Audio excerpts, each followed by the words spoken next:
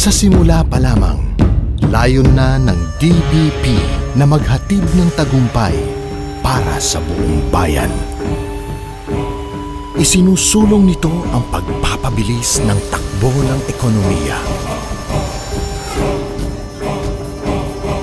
Inaaruga nito ang mga entrepreneur. Nangunguna ito sa pagpapahalaga ng kalikasan. At ibinabalik nito sa mga mas nakararami sa atin ang biyaya ng kaunlaran.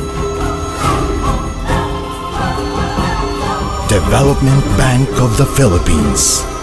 Galing ng Pilipino. Tagumpay nating lahat.